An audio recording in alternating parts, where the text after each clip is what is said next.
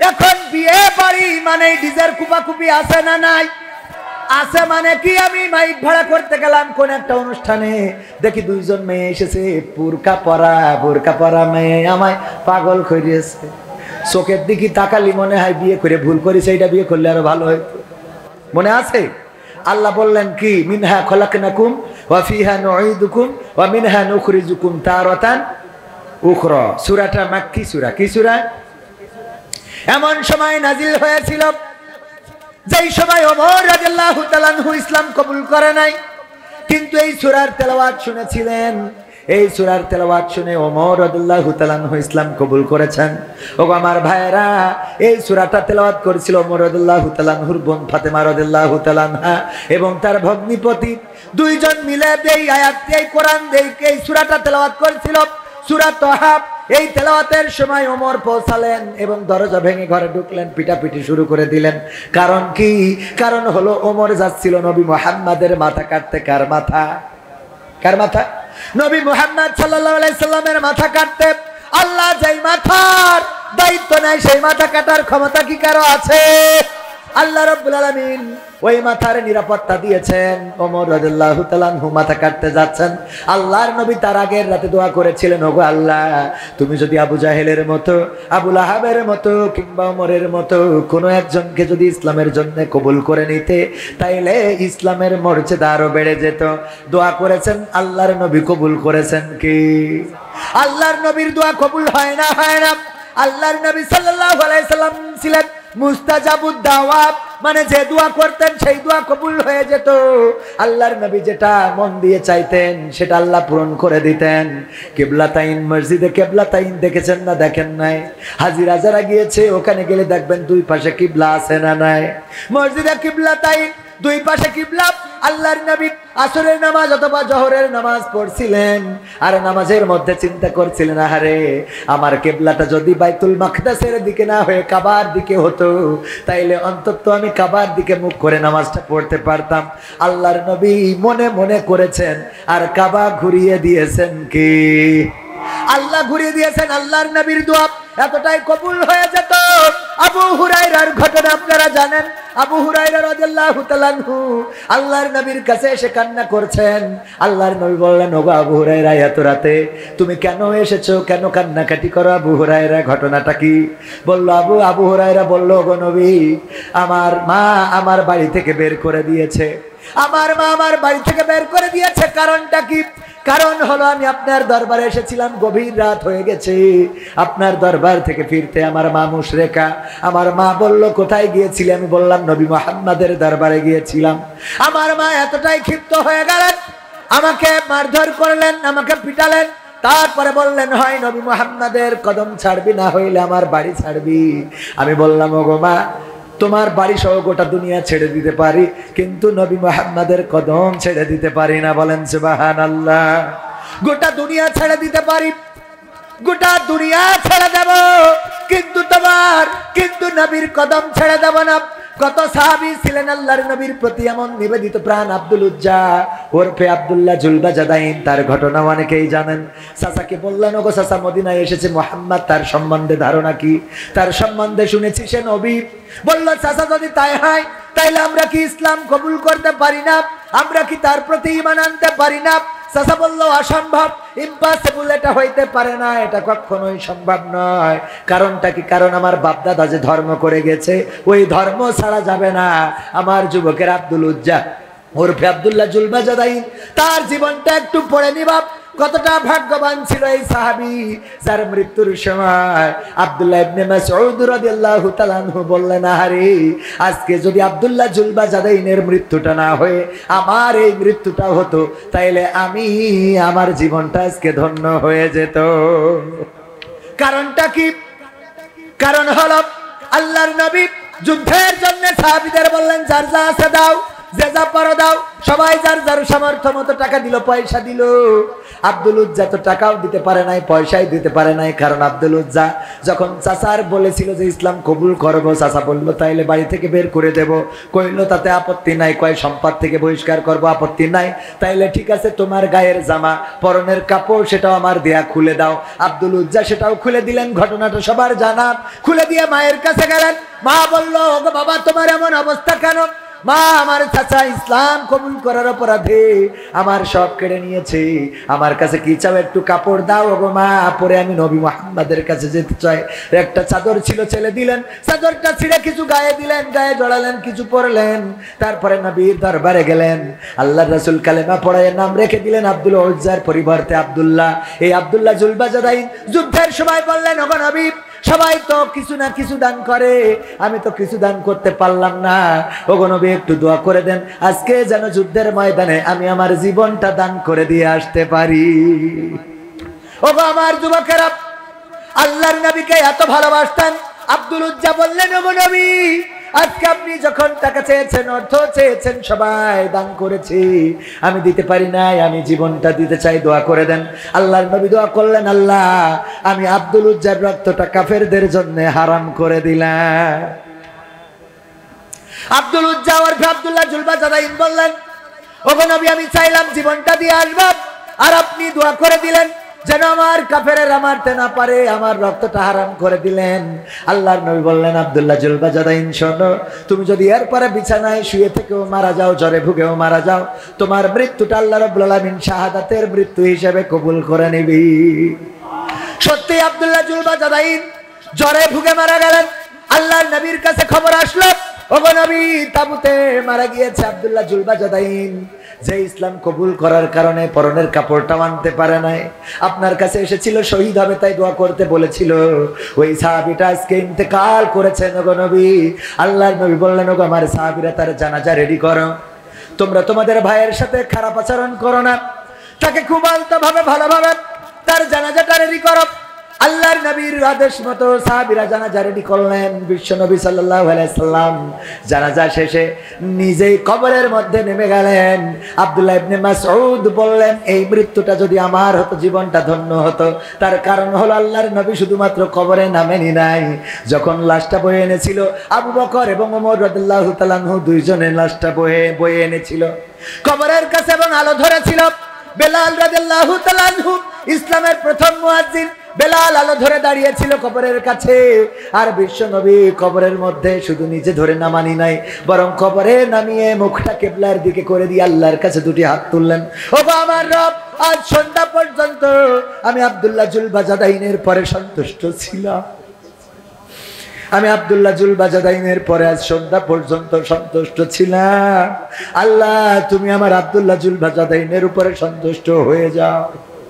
আল্লাহর নবী নিজ হাতে কয়েকজনকে দাফন করেছেন, কয়েকজনের লাশ কবরে নামিয়েছেন। তার মধ্যে ভাগ্যবান সাহাবী হলো আব্দুল্লাহ জুলবাজাদাইন, যার লাশটা আল্লাহর রাসূল নিজে হাতে কবরে শুধু নামানি না, বরং আল্লাহর রাসূল দোয়া করেছেন, ওগো আল্লাহ, আমি আমার আব্দুল্লাহ জুলবাজাদাইনের পরে সন্তুষ্ট, তুমি সন্তুষ্ট হয়ে যাও।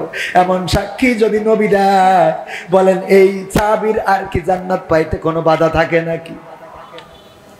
ওগো আমার যুবকেরা, কার প্রেমে মত্ত হয়েছো, কার প্রেমে পাগল হয়েছো, কোন নেতার পিছনে ঘুরে বেড়াও? লাভ নাই, লাভ নাই, তোমার নেতা তো এমন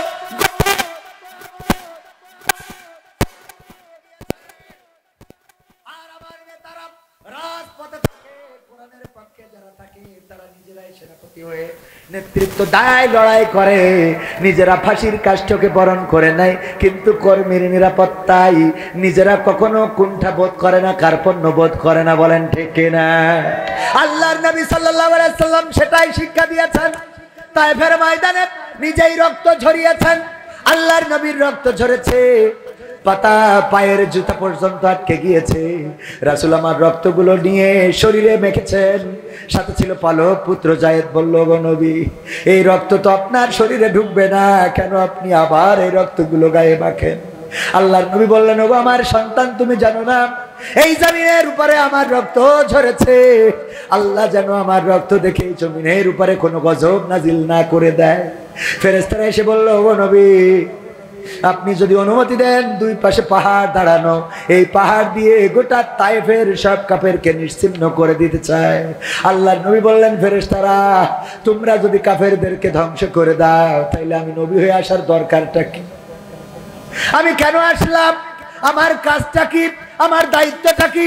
আমি কার কানে পৌঁছে দেব কালেমার বাণী? সুতরাং তাদের পরে না খোশ হইও না, আল্লাহর কাছে ফরিয়াদ করলেন, আল্লাহ হয়তো আমি তোমার দায়িত্ব পালনে এখনো যোগ্য হতে পারি নাই, এখনো হয়তো তোমার বান্দারা শুনবে এমন মেসেজ আমি দিতে পারি নাই। আল্লাহ তুমি আমার অযোগ্যতা ক্ষমা করে দাও, তুমি আমার যোগ্য দাওয়াত দেওয়ার তৌফিক দাও, যে দাওয়াত পেয়ে যেন তোমার বান্দারা কালেমার পতাকা তলে একত্র হয়ে যায়। ওগো আমার ভাইয়েরা, উহুদের ময়দানে দান মুবারক শহীদ হয়েছে, মাথার হেলমেট ভেঙে মাথায় ঢুকে গিয়েছে, আল্লাহর নবী বেহুশ হয়েছে। এত কষ্ট করেছেন ইসলামের জন্য, 27টি যুদ্ধ করেছেন নিজ হাতে তরবারি নিয়ে।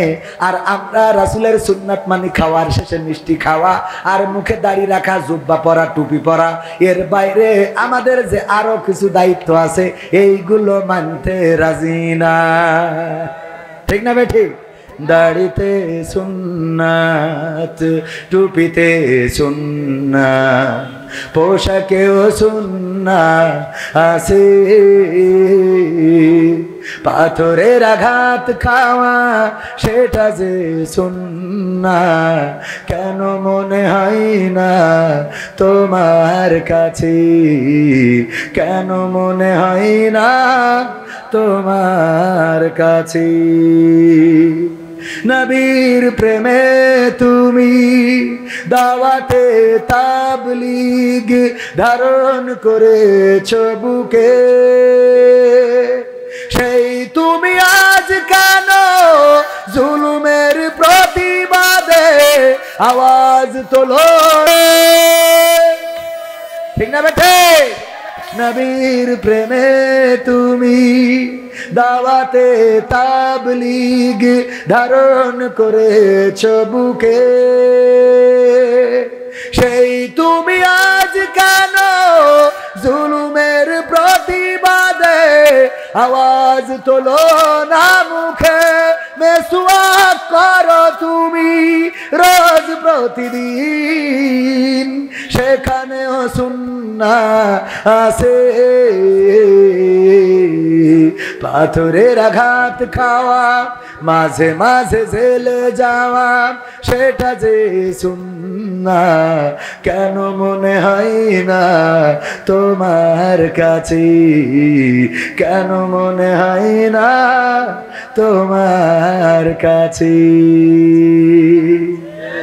মিলাদুন নবীতে বড় সোচ্চার তুমি নাকি দেখানো লোক, সেই তুমি জানলে না আমার রাসূল ছিলেন সফল রাষ্ট্রনায়ক।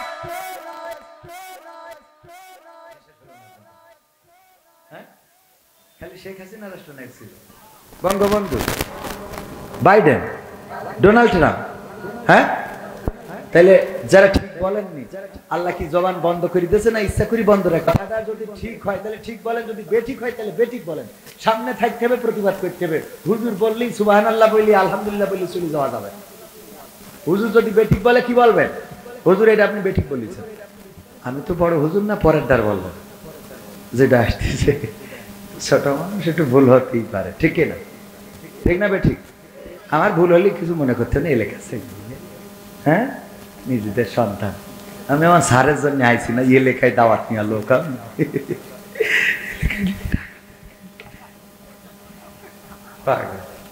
যাই হোক, সব কথা ক্ষতি হয় না, নিজেদের লোক। হ্যাঁ, বাদ আছে?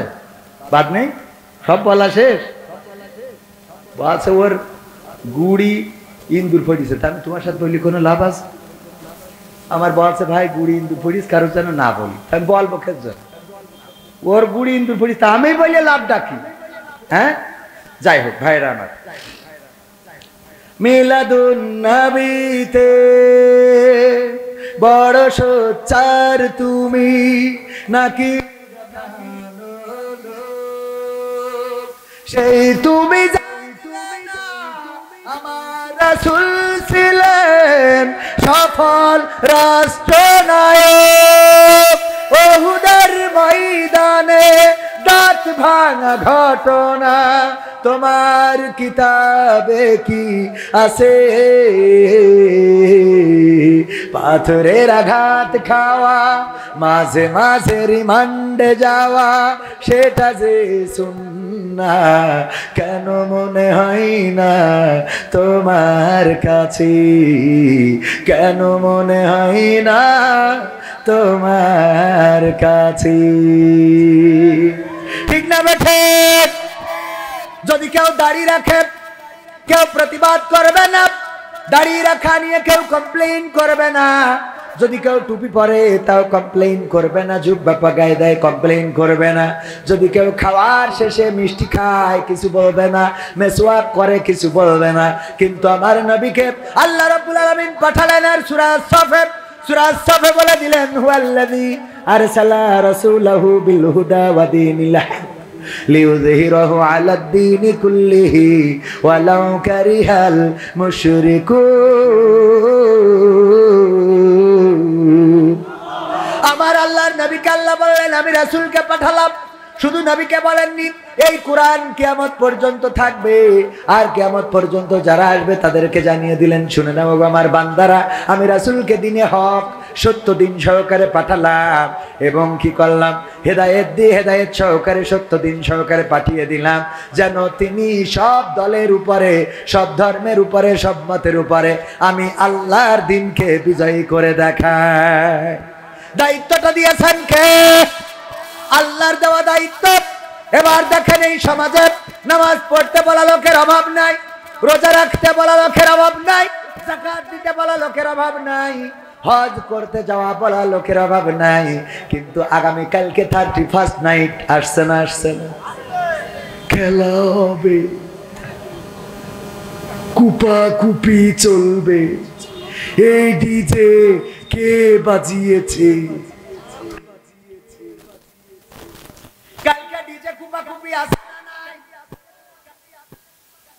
এমন বাড়ি দেবে না গান শোনা যায় না কিছু শোনা যায় ঘরের দেয়াল পর্যন্ত কেঁপে ওঠে রাস্তা দিয়ে গাড়ি যখন নিয়ে যায় গাড়িও কাঁপা ভাইব্রেশন শুরু হয়ে যায় এত জোরে বাড়ি দুম দাম দুম দাম দুম দাম দুম দাম আছে না নাই এইগুলো 31st নাইটে যারা করবে আপনি তো নামাজের আদেশ দেন আপনি কোরআন শিখার আদেশ দেন অবশ্যই ভালো কাজ এই ভালো কাজের পাশাপাশি খারাপ কাজে বাধা দেওয়ারও তাগিদ আছে না নাই তাইলে 31 তারিখ 31st নাইটে যারা ডিজে কুপাকুপি করবে ওইগুলো বন্ধ করার দরকার আছে না নাই গ্রামের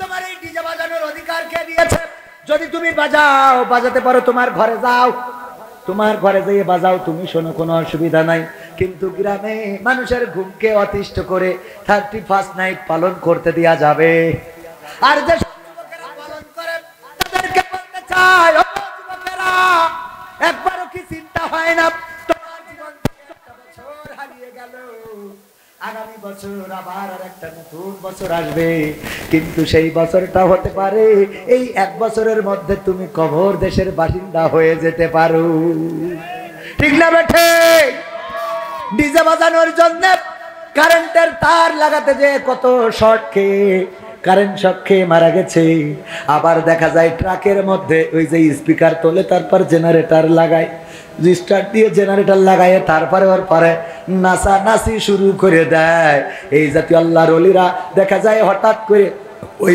জেনারেটরের সার্কিট মার্কিট নষ্ট হয়ে হঠাৎ করে ওইখানে কারেন্ট শক খেয়ে মারা যায় এমন ঘটনা ঘটে না ওগো আমার ভাইয়েরা যেই ঘটনা ঘটতে ঘটতে মারা গেলে আমার আল্লাহ যদি বলেন তোর জীবনে সব বাদ দিলাম মারা যাওয়ার সময় তোর ভালো কাজ কোনটা সেইটা দেখা মারা যাওয়ার সময় তো ডিজে কুপাচ্ছিলেন কথা কয় না আল্লাহ যদি বলে তোর জীবনের শেষ রাতটা যদি ভালো হয় সব মাফ করে দেবো কিন্তু শেষ রাতেও তো ফ্রি ফায়ার না মারিয়ে ঘুমাননি এরম যুবক আছে না নাই শেষ রাতে বটতলায় যে এপির মধ্যে তামাক ফেলাই দিয়েছে ডলিওর মধ্যে ভরে টেনিয়েছে আছে না না তোর শেষ রাতটাও গাঞ্জা টেনে গেছে এরকম আছে না না তোর শেষ রাতটাও গেল মানসির বেড়া ভেঙে ও আমার বান্দা, শেষ রাতটাও যদি তোর ভালো হইতো তাইলে ক্ষমা করে দিতাম। আমি বলছি কোন যুবক যদি ডিজে বাজাও আল্লাহর কাছে দায়ী থেকে যাবা, এবং এইগুলো বন্ধ করার জন্য মসজিদের মুসল্লিরা চলে যেতে হবে। এই দেশ রক্ত দিয়ে এনেছি, জীবন দিয়ে এনেছি। এই দেশে চাইলেই অন্যায় করা যাবে না, অপরাধ করা যাবে না। ডিজে বাজাইতে পারবা, তোমার বাড়ি শোনো, তোমার স্বাধীনতা আছে। আর তা না হইলে প্রশাসন থেকে অনুমতি আনতে হবে।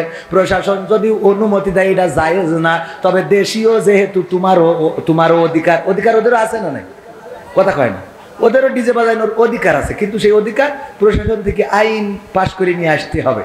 আর যদি মুসলমানের সন্তান হও, তাইলে তুমি যদি ডিজে বাজাও, তোমার জানাজার দিন ইমাম না, ওই দিন আমরা ডিজে ভাড়া করে নিয়ে ওখানে সামনে দিয়ে দেবো, ও কুপাবো। ঠিক না বেঠিক? এবং এই কাজগুলো করা লাগবে। এখন বিয়ে বাড়ি মানে ডিজের কুপাকুপি আছে না নাই? আছে। মানে কি, আমি মাইক ভাড়া করতে গেলাম কোন একটা অনুষ্ঠানে, দেখি দুইজন মেয়ে এসেছে, বোরকা পরা মেয়ে আমায় পাগল করিয়েছে। চোখের দিকে তাকালি মনে হয় বিয়ে করে ভুল করেছে, এইটা বিয়ে করলে আরো ভালো হইতো। এই ইউটিউবাররা সাবধান, এই অংশটা খেটে দিস নাই বলে আমার ঝামেলা হবে। কুবান সে কিডা সেইটা কও, মানে এটা কথার কথা বললাম, এটা মনে হয় না ভাই? মনে যদি না হয় তাহলে তো তার মনই নেই। ও গো আমার ভাইয়েরা, দুইজন বুরখাওয়ালি এসে বলতেছে আমাদের স্পিকার লাগবে। কি কার বিয়ে, কি অনুষ্ঠানের জন্য? আমার অমুক চাচাতো বোনের বিয়ে, একটা স্পিকার লাগবে। কয় একটা কেন, দুইটা নেই। কয় একটাই, তাই অনুমতি দিচ্ছিল না, নাসর বান্দা হইয়ে। তারপরে রাজি করাইছি। এরাই সে ডিজে কুপাকুপির জন্য ভাড়া করে। আমি সাক্ষী, আল্লাহ সাক্ষী, যদি মিথ্যা বলে থাকি। কত বড় পরহেজগার, বুরকা পুড়িয়ে গেছে যেন সোয়াবও হয়। ডিজে ভাড়াভাড়ি করলো, হ্যাঁ হিজাব পরি, মাই গেল ভাই, ঠিক কথা, হিজাব পরি আল্লাহর ফেরেশতা। ও যুবকদের সব দেখায়, ফেসবুকে লিখেছিস ওর নাম হইলো জান্নাতুল ফেরদাউস, অথচ সব খোলা শেষ। কথা কয় না? পুরো ফাইলে এমন পিকচার, মনে হয় জান্নাতেও হুরির দরকার নেই, এ হলেই হবে। ঠিক না বেঠে? এই জাতীয় শয়তান আছে না নাই? নিশ্চিন্ত পুরি নেই, এখানেও আছে। তাহলে তো এটা চিন্তার বিষয়। নিশ্চিন্ত পুরিও নিশ্চিন্তে থাকা যাচ্ছে। ও বাবা, এখানে চিন্তার বিষয়। 31 নাইটে কত বলে রেখেছে, তুমি যদি আমার 31 তারিখে গদখালি না নিয়ে যাও, তাইলে আমি প্রধান অতিথির ছেলের সাথে, আব্দুল গফুর টিটুর ছেলের সাথে চলে যা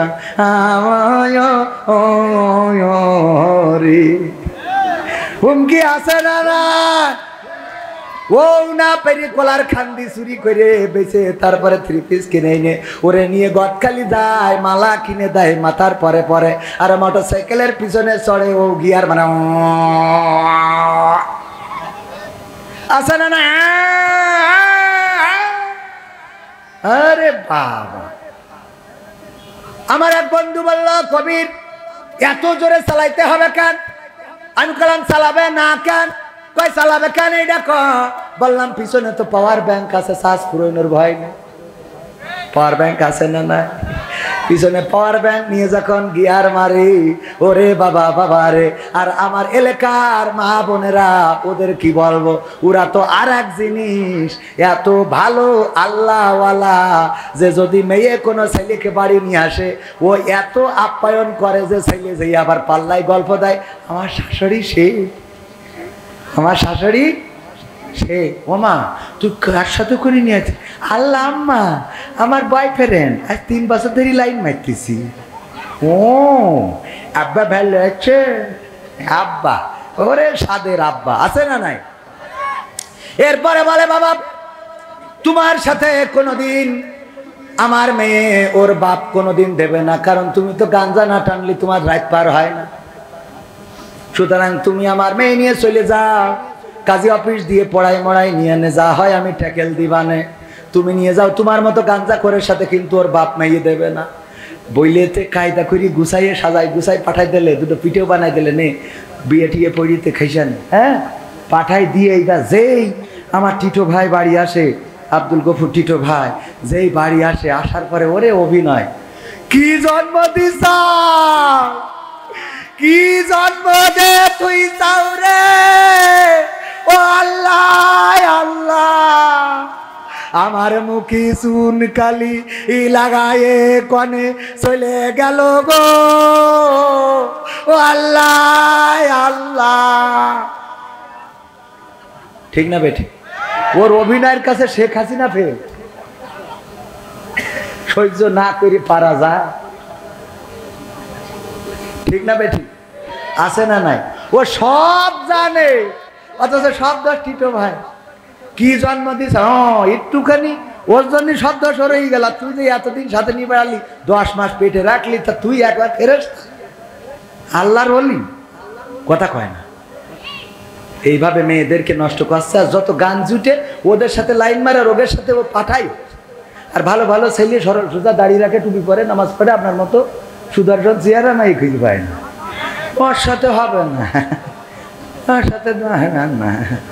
কার সাথে যাবে? গান যা না টানলি হয় না। চুলির কুত্তা কাটিং, ওর প্রেমে নাকি 3টে একসাথে দৌড়ে বেড়াচ্ছে। আছে না? ওরে বাবা, এটা মনে হয় খুব বঞ্চিত। হাত তোলো, বঞ্চিত শোনা। ডাইরেক্ট বিয়ে করতে হবে। কি করতে হবে? আজকালকের ছেলেরা বই নিয়ে আর বসে না, ও বাবা গুগলে সার্চ করিয়া পড়ে। ওরে কালের মেয়েরা কোরআন হাদিস ধরে না, এখনকার মা বোনেরা কোরআন হাদিস পড়ে না, ও আল্লাহ টিকটকে ভিডিও ওরা করে। আজকালকের ছেলেরা বই নিয়ে আর বসে না, গুগলে সার্চ করিয়া পড়ি। আগের সময় প্রেম করিলে মুরব্বীরা বলতো পাইছো কি, এখন বলে শখ করিয়া বাবু তুমি খাইছো কি। আগের সময় প্রেম করিলে বলতো লোকে পাইছো কি, এখন বলে শখ করিয়া বাবু তুমি খাইছো কি। লজ্জা শরম নাই, আইলাম কোন জামানাই, লজ্জা শরম নাই, আইলাম কোন জামানাই, ভবিষ্যৎ দেখি অন্ধকারে। আজকালকের ছেলেরা বই নিয়ে আর বসে না, ও বাবা গুগলে সার্চ করিয়া পড়ি। নতুন করে হয়েছে চালু এখন আবার কোন ট্রেন্ড, পরিচয় করাই দেখি এই আমার গার্লফ্রেন্ড। নতুন করে হয়েছে চালু এখন আবার কোন ট্রেন্ড, পরিচয় করাই দেখি এই আমার বয়ফ্রেন্ড। শরমের মাথা সবাই পাগল হইয়া, পাগল হইয়া ভবিষ্যৎ দেখি অন্ধকারে। আজকালকের ছেলেরা বই নিয়ে আর বসে না, ও বাবা মোবাইলে সার্চ করিয়া পড়ে। ওরে নিশ্চিত আল কোরআন পড়ে না, ও আল্লাহ টিকটকে ভিডিও ওরা করে। ঠিক না বেঠে? করবে না কেন? আমার এটা বুঝান। না করেও তো উপায় নেই। আগের সময় আমাদের মুরব্বীরা যখন মেয়ে দেখতে যেত ছেলের জন্য, যাওয়ার পরে জিজ্ঞাসা করতো, গো মা কোরআন পড়তে পারো কিনা? আমার সভাপতি যখন ছেলে বিয়ে দেবে তখন সভাপতির আব্বা যায়, দাদা যায়, নানা যায়, মুরব্বীরা যায়, যে জিজ্ঞেস করে মাগো, আগে জিজ্ঞেস করতো মাগো কোরআন পড়তে পারো নাকি, হাদিস পড়তে পারো নাকি? ও গো মা যদি পারো তাইলে এখানে এই পৃষ্ঠাটায় 2 আয়াত পড়ে শোনাও। তারপরে বলতো আয়াতুল কুরসিটা হবে কিনা, হুজুর ফরজ কয়টা, নামাজের আরকান আহকাম কয়টা, আত্তাহিয়াতু বা তাশাহুদটা পড়ো, দুরূদ ইব্রাহিমটা হবে কিনা। এমনি ভাবে সব শুনতো। যদি পারতো, চেহারা একটু খারাপ হলেও বলতো মেয়েটা ভালো। ঠিক না বেটি? আর এখন মুরব্বীরা তো চান্স পাই না, আমাদের মতো ইয়াং যুবকদেরকে নিয়ে যায়। নিয়ে যাওয়ার পরে এইবার যেয়ে বলে, দোস্ত জিজ্ঞেস কর তোর ভাবির কাছে। ভাবির কাছে কি এখনো বিয়ে করিনি? বলো দোস্ত তোর ভাবির কাছে জিজ্ঞেস কর। এখন কি জিজ্ঞেস করে? ভাবি আপনার টিকটকে ফলোয়ার্স কত আছে?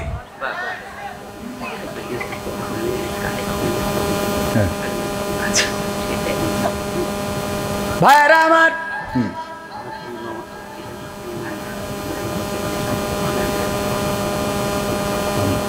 না না হয় যখন অসুবিধা নেই, একটু ভাই খুঁজছি তাহলে অসুবিধা না। না আর ভাই এক, হ্যাঁ ভাই ভাই, না না ভাই ভাই ভাই। সেদিন এক হুজুর বলছে যে ভাই, না আমি বলি, আমাদের আব্দুল বাড়ি রশিদি ভাই, বদলুর রশিদ আঙ্কেলের দাওয়াত দিলাম আমাদের স্যারের মাহফিলের জন্যে, কনে টাঙ্গাই। তা বলছে ভাই আমার শ্বশুর কবে পড়ে মরে, বৃদ্ধ হয়ে গেছে, তো যদি একটু সারের বলে একটু হেলিকপ্টারে করে নিয়ে যাইয়ে দিতেন, হেলিকপ্টারে চড়ি ভিক্ষেও করেন। তা ভাই এটা আমার শ্বশুর, একটু যদি হেলিকপ্টারে করে যদি একটু নিয়ে যাইয়ে দিতেন তা ভালো হইতো। তা আমি বলছি, তা আমি বলি কই ঠিক আছে স্যার, যেহেতু অসুবিধা নেই করি দুবানে হেলিকপ্টারে করি। তা বলছে ভাই আর একটা কথা বলতাম যদি সাহস দেন। তা কি? তা বলছে শ্বশুরই তো নিয়ে যাবেন হেলিকপ্টারে করি। তা আমি তো তার একমাত্র জামাই, আমি আর আমার শ্বশুর দুই ভাই একটু যেতে চাচ্ছিলাম। বলছে হেলিকপ্টারে আমি আর আমার শ্বশুর দুই ভাই একটু যেতে চাচ্ছিলাম, যদি একটু লাইন করিয়ে দিতেন আমারও, তাহলে একটু জীবনে আমারও একটু শখ পূরণ হইতো। মানে খুব মজার মানুষ বক্তারা, তো একটু মজা করে বললো আর কি। তো যাই হোক, আলহামদুলিল্লাহ দুইজনের জন্য হেলিকপ্টার পাস। ওই দিন হেলিকপ্টারে করেই যাবে মাহফিলে। কবুল করার মালিক কে? হেলিকপ্টারে চড়াতে পারেন কে? আবার চাইলে ভ্যান চালাইও খাওয়া লাগতে পারে না? পারে না। আল্লাহ যাকে চান তাকে সম্মান দেন, যাকে চান তাকে বেইজ্জতি করেন। মা বোনেরাও এসেছেন, অনেক কথা বাকি, অনেক কথা বলতে ইচ্ছা করে। শুনতে রাজি আছেন আপনারা? শুনবেন? শোনা যাবে? শুনতে রাজি কারা কারা দেখতে চায়? নারায়ে তাকবীর, আল কোরআনের আলো, আল হাদিসের আলো, আমার নেতা তোমার নেতা, নারায়ে তাকবীর। আজকের মেসেজ হলো, ওগো আমার ভাইয়েরা, 31st নাইট আগামীকাল। 31st নাইটকে কেন্দ্র করে কোনো ডিজে বাজানো যাবে না। 31st নাইটকে কেন্দ্র করে কোনো অশ্লীলতা করা যাবে না। 31st নাইটকে কেন্দ্র করে মদের বোতলে চুমুক দেওয়া যাবে না। 31st নাইটকে কেন্দ্র করে 31st নাইটকে কেন্দ্র করে আতশবাজি ফুটানো যাবে না। 31st নাইটকে কেন্দ্র করে হই হুল্লোড় আনন্দ করা যাবে না। বরং 31st নাইটকে মাথায় নিতে হবে, আমার জীবনের এই দিনটা শেষ দিন হয়ে যেতে পারে।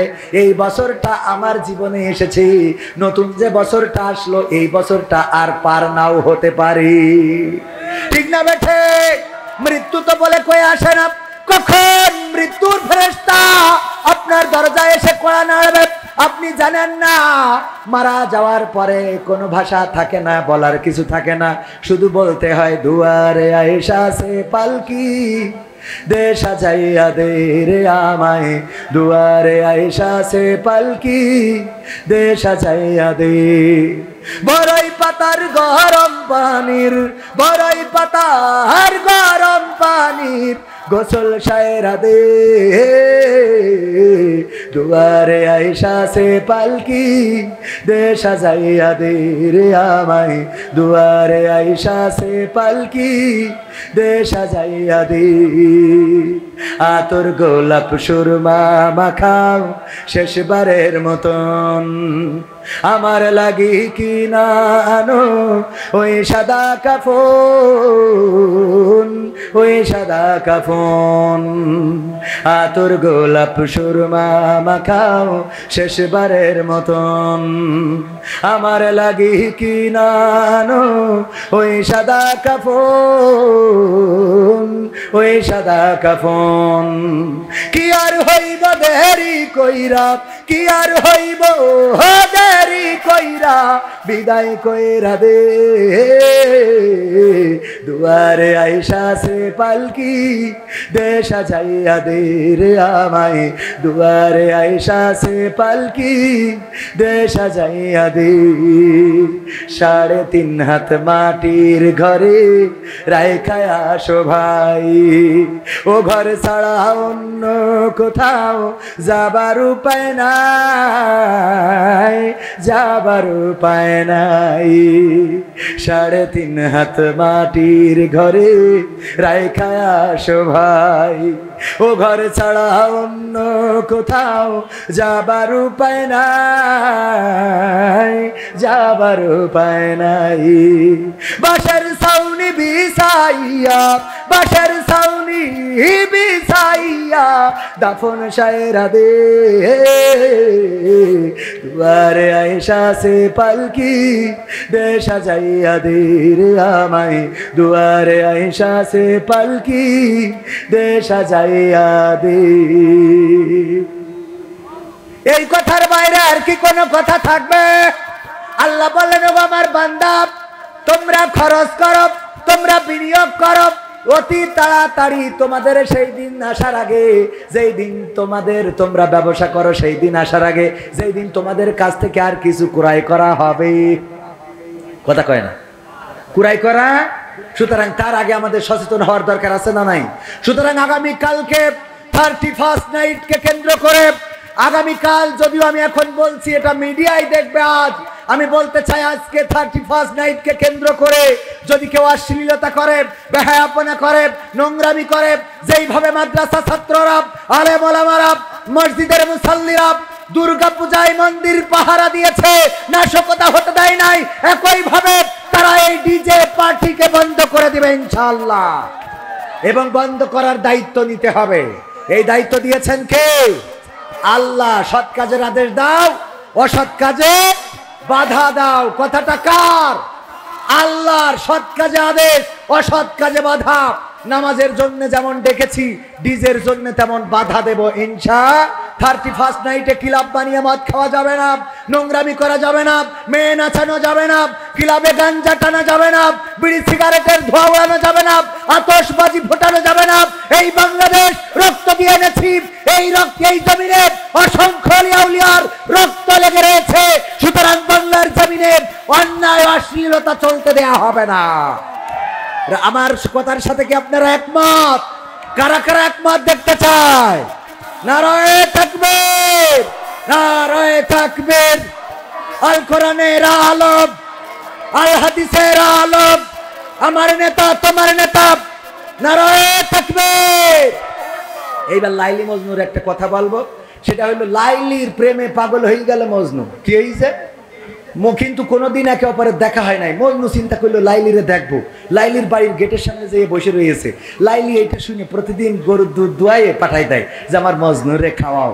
প্রতিদিন গরুর দুধ পাই। এটা শুনে আমার যে এই মিডিয়া কি এই আমাদের ভাই নাম কি যেন শুনে, শাকিল ভাই। শাকিল ভাই আবার চিন্তা করলো মজনু যখন পাচ্ছে আমি পাবো না কেন, আমার চেহারা কি খারাপ?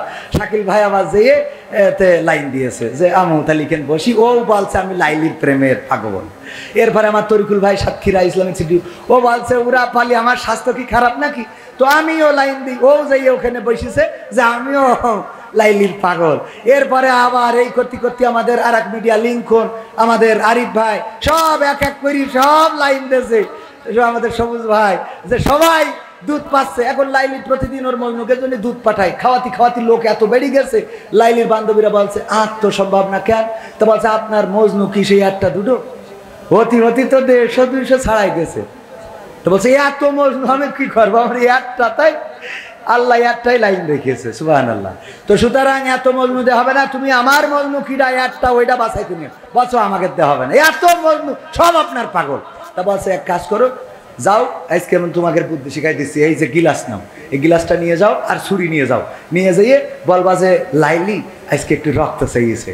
যেয়েতে বলছে যে শাকিল সাহেব লাইলির ভালোবাসা না, তো বলছে খুব ভালোবাসি, পিরানের পিরান, কলিজার কলিজে, আমার মেয়েটের মেয়েটি।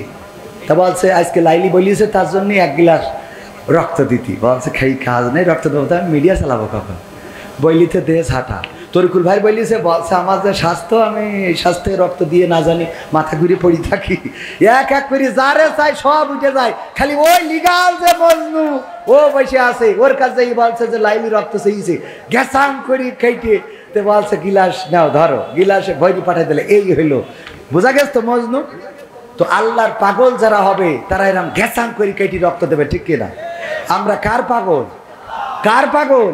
কারা কারা আল্লাহর পাগল দেখি? সব আল্লাহর পাগল, আমিও আল্লাহর পাগল।